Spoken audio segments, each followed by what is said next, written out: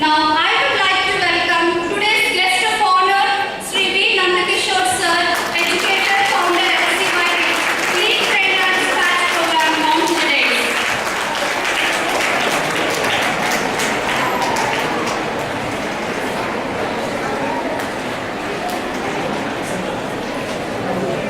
Thank you, sir.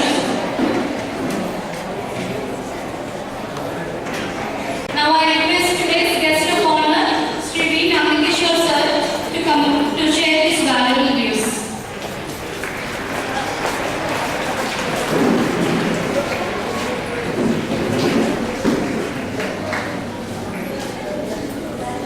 सबक नमस्कार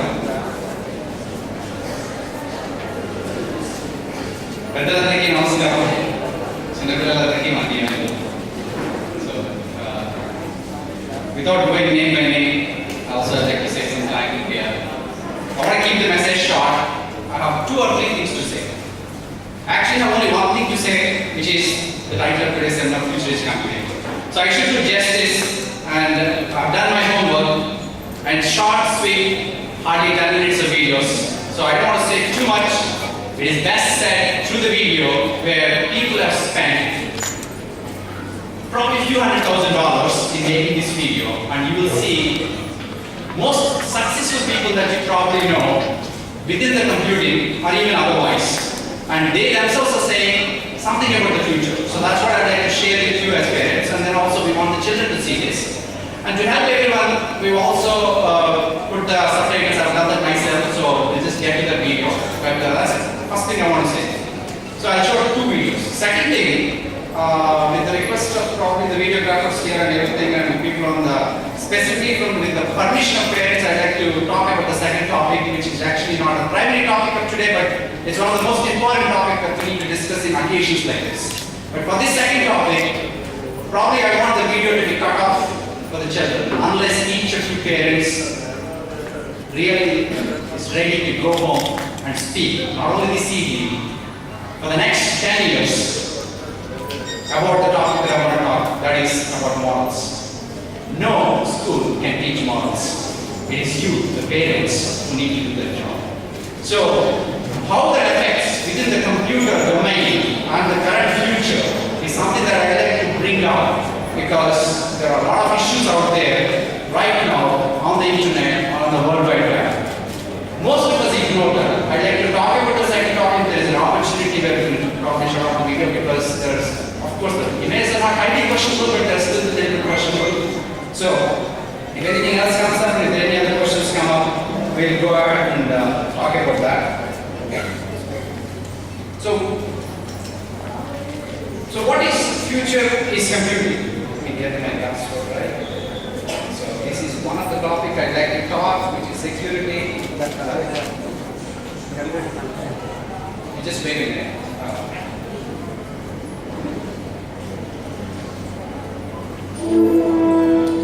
Don't switch over the computer yet, I'll give you a signal.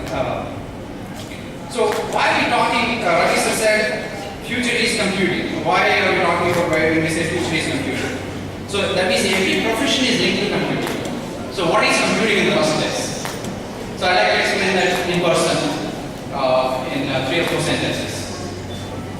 Each of you know how to count. 1, 2, 3 numbers. That has been there for millennia. So that means humans have been counting for a long enough time. Then humans have started doing computations, addition, subtraction, these kind of things. Then eventually we started inventing machines to do that. When did we ever start inventing these machines? That answer is still not available. Because there's so much is lost in terms of knowledge, because so many libraries have been burned down in our past. Both the libraries within India and Nalanda, Takshashila, even the libraries in Greece, they have been burned down. So much of knowledge has been lost, so we don't really know origins of our own knowledge a lot of times. So, but when it comes to the latest industrial age and post-industrial age of this computer revolution, everyone thinks computing is simply something related to the computer. But the thing is that computing is something that is happening beyond computers.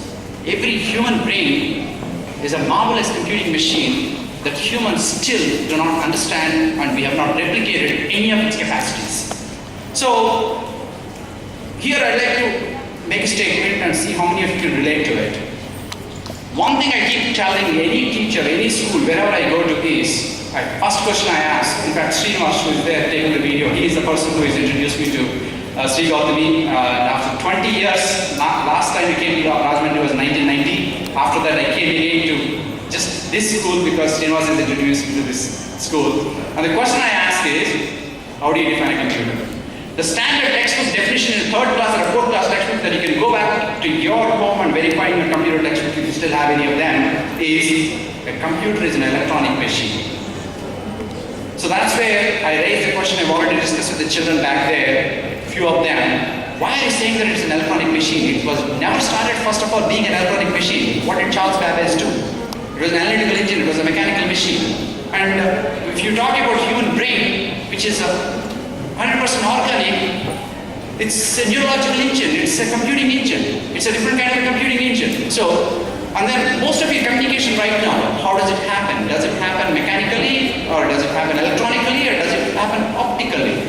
You have optical fiber where all the communication happens. So couldn't we design optical communication? Computers also, couldn't we design organic computers? So there's so many other possibilities. So we don't want to limit the children to standard definitions. That's the first rule we've decided in designing the curriculum. So why I'm trying to give you this definition is why Scratch? So let me also correct myself on one more thing is that we may not even use Scratch 2-3 years from now. So it is not about teaching Scratch, point one. It is not about teaching just some computer education, how to use the computer. It is about computing. That means that you learn mathematics already. We teach children logic, capability, and so many other ways. Science and so many other subjects. The point is about applying those mathematics, logic, and so many other concepts that they're learning already in real life or in specific subjects and apply them. That is what is computing. Computing brings together all of these things. If some of you have come a little earlier and have seen some of the videos that we have shown, some of the lectures have kind of brought out the point very well. So let me then get to my video, which kind of makes my points. This is about what the future of computing is, where computing kind of goes. I mean, we can always make statements saying that computing is very important and it touches every field, and it's true.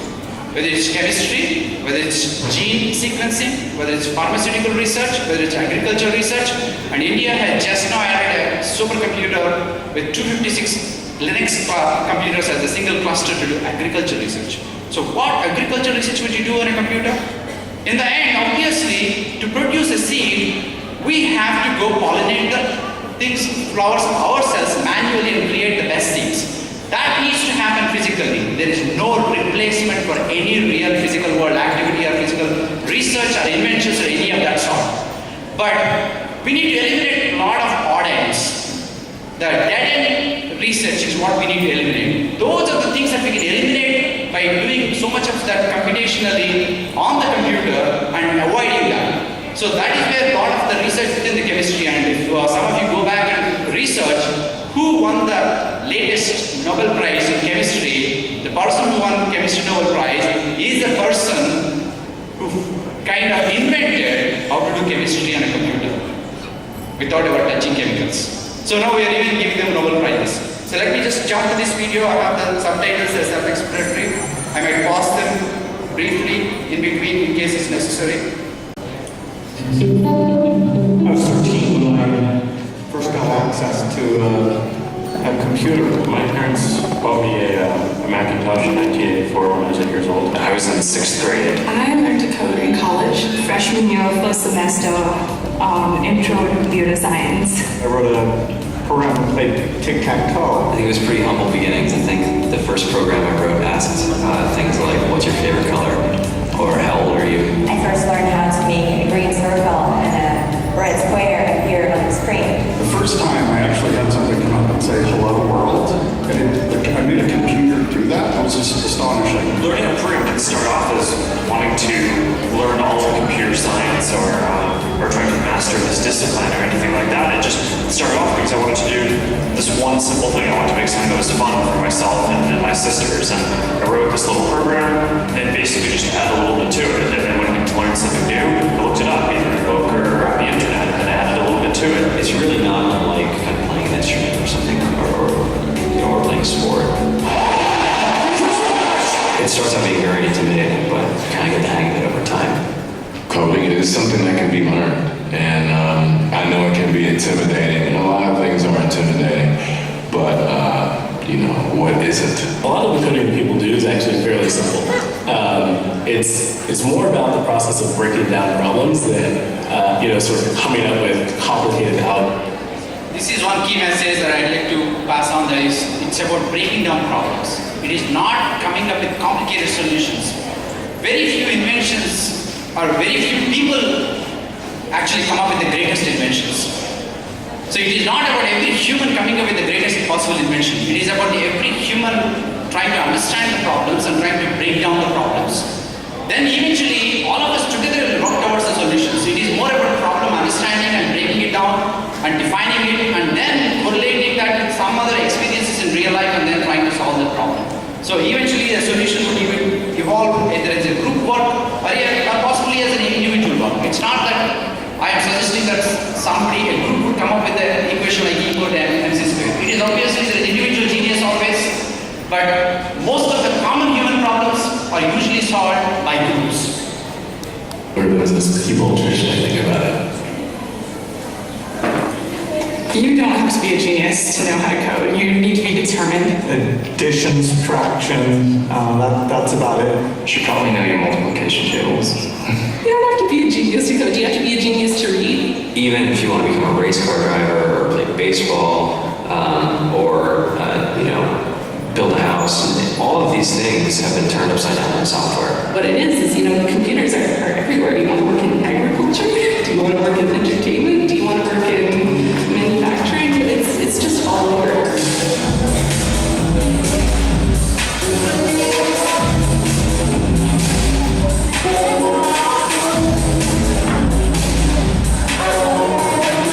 Here we are in 2013. All depend on technology. We need to bank information, and none of us know how to read and write code. So this is the most interesting thing, right? I didn't make this video. This video was made by someone who is going to show up very quickly in this video itself. The next one or two persons who's going to show up is the person who made this video. And somehow he has access to all these people that you probably know. Bill Gates, who started Microsoft, or Twitter, or Facebook. These are the people who started these companies. And they are saying something about programming. They started learning how to code relatively early. But at the same time, it doesn't mean that you need to start early. You need to also have passion, and you need to have some direction and a lot of other things. You may be not just trying to train yourself as a computer engineer. But in fact, most of these people don't even have degrees. Neither Mark Zuckerberg, who started Facebook, nor Bill Gates actually ever graduated college. So we're not suggesting that kids should drop out of college. It's that different people need to pursue different passions, and computing is a core part of a lot of the industries in future, whether it's going to be manufacturing, that is robotic space, or whether it's going to be chemicals or pharmaceuticals, that is in biology, within gene sequencing and those kind of things. And the reason I stopped here is that the most interesting part of this video is that whoever has made this video trying to tell that teaching computer programming or learning computer programming is an extremely important aspect. They are saying they seem to be using Scratch itself as an example. So, in fact, this video came out in January 2013, went on YouTube, it relatively went viral. But we started our program well before 2013. That means we are ahead of this video. Whoever has made this video is actually lagging us, sitting here in this town, but we're already able to scratch our children even before this. When I was in school, I was in this after school group called Biscuits, and people found out, they laughed at me, all these things. And I'm like, man, I don't care. I think it's cool, and I'm learning a lot. And some of my friends have jobs. Our policy. So what's going to come is here. This is the motivation, not probably for the parents, it's probably for the children. So they probably have never seen the offices in a lot of the computer industry, but this is specific to computer industry, unfortunately, but we're not suggesting that everyone should go to this. But what you see is real. These places exist. People actually have opportunity to do all these weird things in the real offices. To tell you what they actually don't show you in this, but I had access to back in the 1990s itself. I worked in one of the companies that allows any pets to be brought to office, including snakes. And especially dogs are preferred, and there are 90 dogs, only 300 people in 2 buildings have used it. My neighbor next door had 2 dogs, and one of the managers, she used to bring 3 dogs to the office. So if I'm sitting in the lab and at the computer, suddenly one puppy comes to my feet, okay, I know which manager is coming. So this is realistic. Why do they offer these things? That is what they're answering. The answer is, they want to make the office as cool, awesome as possible. Why? Because they want to find the best people. They want to make them feel at home, enjoy the place without really thinking that it's actually a workplace. They want them to actually live there happily. So that way you don't have to leave office and go back home to live your life, whatever it is. Of course, all of us need to go back home to live our private lives. That is obviously necessary. But so many other things can be done in the office. It's literally to hire as many talented engineers as we can find. The whole limit in the system is just that there just aren't enough people who are trained and have these skills today. To get the very best people, we try to make the office as awesome as possible.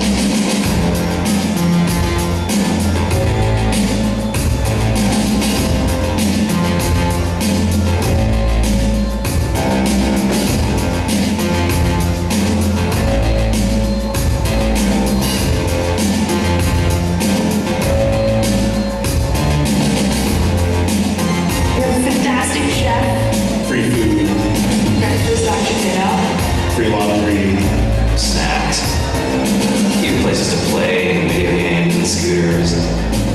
There's all these kind of interesting things around the office, and places where people can play or relax, or go to think, or play music or be creative.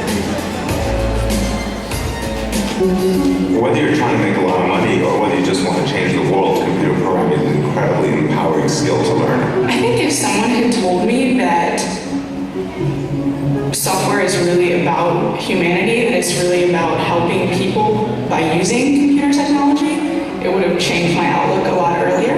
To be able to actually come up with an idea and then see it in your hands and then be able to press a button and have it be in millions of people's hands. I mean, I think we're the first generation in the world that's really ever had that kind of experience.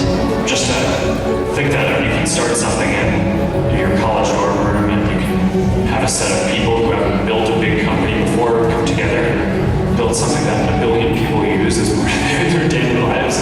It's just crazy to think about, right? It's humbling and it's amazing. The programmers of tomorrow are the wizards of the future. You know, you're going to look like you have magic powers compared to everybody else. It's amazing. I think it's the closest thing we have to a superpower. Great coders are getting rock stars. That's it. So one of the key messages here is, all of us as children, we read comics, we have enough stories in every mythology, whatever it is, that we have superheroes. The key message here is that our children, for the first time ever, have the capacity to kind of have that superpower in their hands where that they can control the lives or change the lives of so many people on this earth by just, as a single person, doing something productive. So that possibility exists for this next generation. We probably haven't had that, but that is possible. And then this is the second best message. Well, if it doesn't work out, there are still great jobs. There are 1 million jobs out there, that means 10 lakh jobs within the United States that are not getting filled. Why? They're not able to find people. Why? Because they're unable to send their children to schools and get them interested in maths or science or computer science.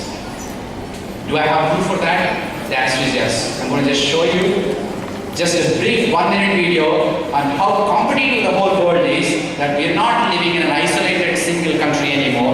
It's a global economy. Anyone can live anywhere on this earth, anyone can work anywhere on this earth. That is possible right now. So the education that we need to give our children is not for survival in our own town, not our state, may not even be in our country. We don't even know where our children are going to even live in future. So how do we get them ready? One is language, not just English. Language learning capacity itself is one of the things. The second thing is obviously some other kind of technical skills which are relatively high demand. So those may not be necessarily just computing. So let me just briefly show how competitive the whole world is.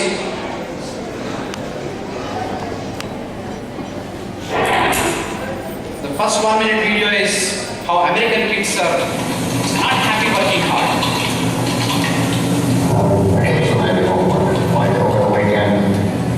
So I don't have the subtitles here. So this guy is awake at 2 a.m. on Sunday morning to finish his economics assignment.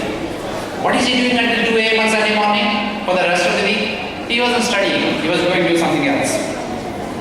On one day, I had to give a presentation in my macroeconomics class, and I started it on Sunday at about 4:30. Yeah, Sunday at 4:30 he started looking on Facebook. Because I want to do pre-med, I know it's going to be a lot of studying, so it's not going to be as much fun. My mom has always said that college was kind of a big step. It's just where you kind of learn to balance free time and studying. I want to join a sorority, which obviously... So this girl wants to become a doctor. She's trying to join pre-med. Her mother already told her you have to work very hard. But she still doesn't understand that. So she wants to join a sorority where she can have more parties, but she still doesn't know how hard it is to become a doctor. You get in a party a lot, you have some fun. America is the one country in the world that doesn't seem to recognize that it's in competition for the great minds in the capital of the world. So obviously we have another competitor in the real world, that's China. So China is pushing their kids much worse than our kids. Of course, that has social implications. I'm not suggesting that we should follow China model. They're following their own model. There are certain psychological implications and social implications down the road for what they're doing. But they're trying to win the game in a short term, so they are also pushing their kids. Let's try to take numbers. 我会说谁比较强，怎么看？这只是我第一次看到微积分的问题，它在这里面以非常简单的语言来讲述微积分是怎么一回事情。Americans aren't globally aware. They're more worried about what's happening in their community than they are in the world. Americans don't know they're competing with Indians and Chinese. So what the previous professor said is that Americans do not know that they're really competing against the Indians and the Chinese, and that is true. And this video is made by an American, and he is traveling to China and India and trying to capture all of this, how our education systems work and what is not working in America, and why America is unable to produce any of the children that can actually enter any of the competitive high-tech industries, whatever it may be. And America lost completely its manufacturing base.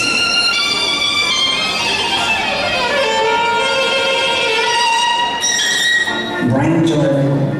Discoveries can be made everywhere. And industries built on those discoveries also can be anywhere.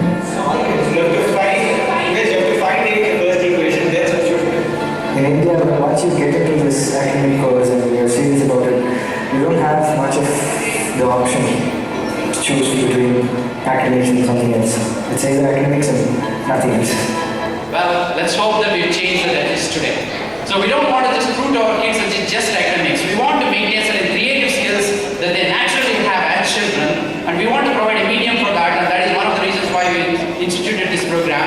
And apart from academics, we also want to bring together as much of other capabilities that they retain as children, and they have as children, but we'd like to retain them as much as possible. The people who are potentially losing their competitive edge are Americans.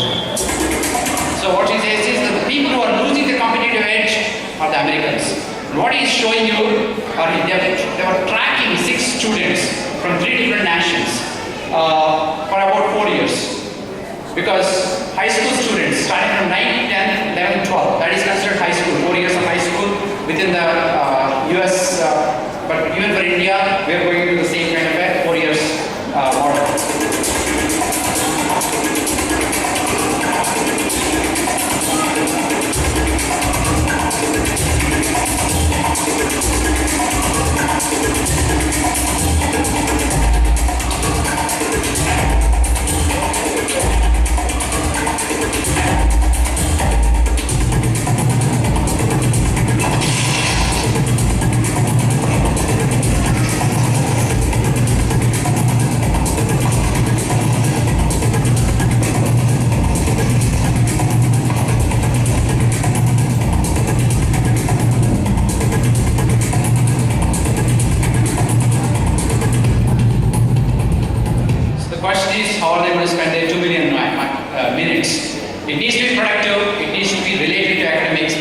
same time, we need to also teach them a lot of other life skills. So that is equal responsibility, shared responsibility between schools and the local community and the parents. So it always takes a village to raise a child. We always had that saying, but somehow we are missing that. So that's where it goes into my second topic, where if they can cut the video feed, especially of the computer video feed for the second group, that may be good, but I'd like to have the video feed right here locally. So this is about security, this is about ethics, this is about morals. So I don't want to even talk about morals because I usually give an equation to any engineering student who comes to me. I give them 3 words: morals, ethics, laws. Write a mathematics equation for me. Because an engineering student who is in a 3rd or 4th year, who is rational, needs to think at this level to understand the difference between these 3 words and should be able to distinguish which is higher, which is lower. And if anybody is able to solve that riddle for me in a nice way, then I give them the 4th word, life. Now fit this extra 4th word with all these remaining 3 words, still give me the mathematical equation. So why I'm bringing this up is, what I'm going to show you here is a lot of bad things are happening on the internet. A lot of bad things are happening on the World Wide Web. Because we have all the parents here, I'd like to give one important message. Don't be fooled just because your child is using a computer, that your child is going to do far, far better in life or education or anything else. You need to talk to your children. You need to watch them, not spy on them. You need to be with them. You need to be their guide. You need to discuss with them. So the key message here is that you need to be part of their social lives in the real physical world. Not on Facebook, not in the virtual world. So what the video that I'm going to show you is a little bit dated. It is about cyber criminals. The people, the bad people on the internet that we eventually catch them. How do these criminals get created? They're not killing anyone. Then why are they bad? They're doing certain bad things. What are the bad things that they're doing? They're going to steal your money. They're going to defame you. They're going to steal your identity. Then a lot of bad things will happen to you eventually, where you might lose money, you might lose your fame. Bad things eventually will result. So how do we prevent some of our kids ever falling into this? The answer is, don't learn technology. You don't have to. You can never catch up. Instead, live in the real physical world with your children. That is the real message. Develop real social skills. Engage them in the real world, apart from technology and academics. So this also has subtitles. I'd like to just show this video and close my talk.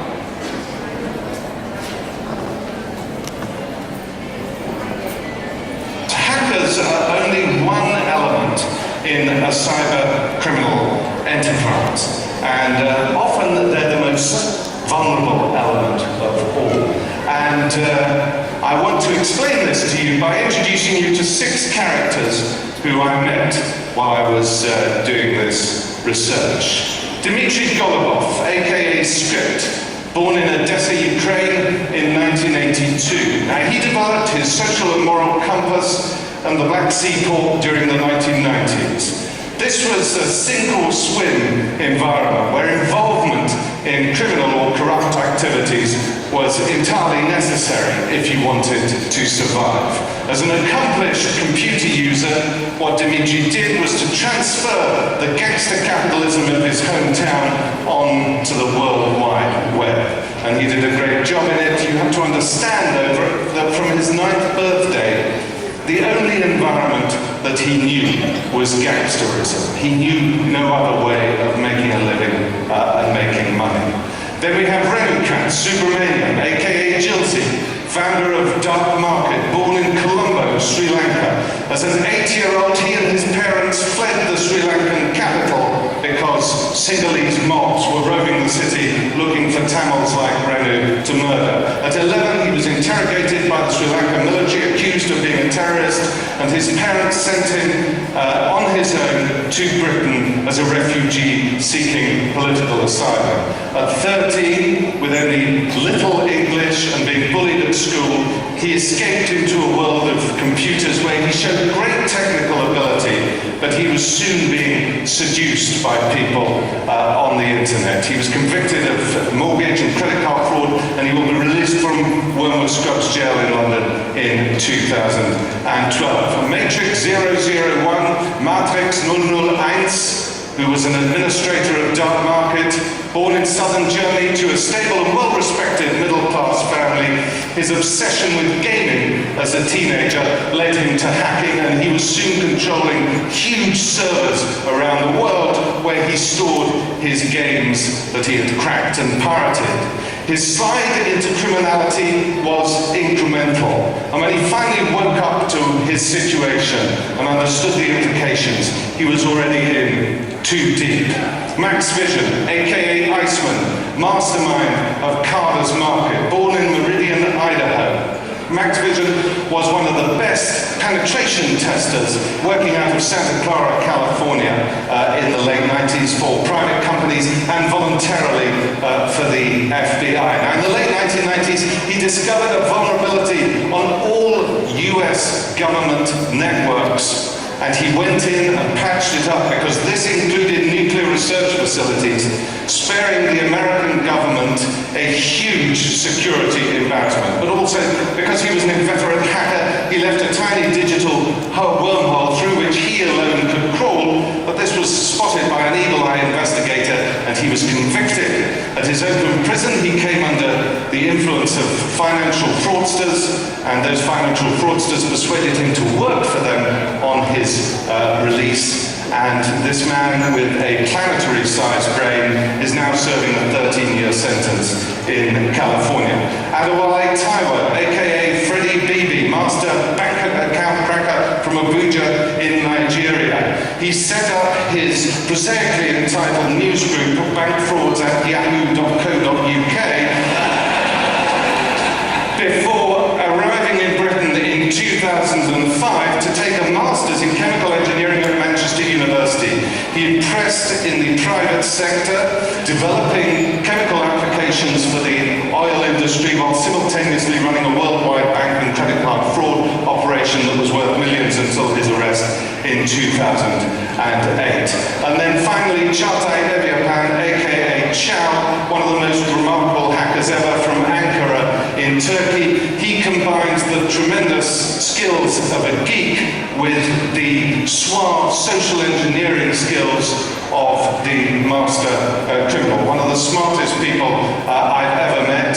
He also had the most effective virtual private network security arrangement that police have ever encountered amongst global cyber criminals. Now, the important thing about all of these people is they share certain characteristics despite the fact that they come from very different environments. They are all people who learn their hacking skills in their early to mid-teens. They are all people who demonstrate advanced ability in maths and the sciences. Remember, when they developed those hacking skills, their moral compass had not yet developed. And most of them, with the exception of Script and Chow, well, they did not demonstrate any real social skills in the outside world. Only. So the key message, if you understood by the accent or not, it is just not academics. It's not about computers. It is beyond that. We need to develop these children, the character of the children. That is something that you as parents and the community can do that. You don't have to learn the technology. You don't have to accept the technology. So I just have one message here. I do not have a Facebook account as a human. And I'll never have, and somebody has to create it when I'm dead. So that is the point. Why? I don't say Facebook is bad, but the point is, wait for 5 years. There's nothing great on Facebook right now. So the point is, it is only to express your silly emotions, that's what it's being used for. They're compromising themselves by posting pictures with all the jewelry where eventually your families will get into trouble. Because those pictures are publicly available right now. So you as parents need to monitor to some extent, not spy, on your children, on the usage of the computers and the social network and everything. Have real life social networking. Create physical albums. When the people come to your house, show those albums. Fine, you show them the computers also, but don't post most of your personal pictures online. It is of no use. It is only going to be used badly down the line. So in the end, the key message is all of us are partners in this education process. Though we are trying to bring these innovative programs, again we would like to be clear, it is about thinking. It is about problem solving. It is about trying to use mathematics and logic. Scratch is just one medium. 2 to 3 years from now, some other new medium might come, and as students grow up with this medium, we might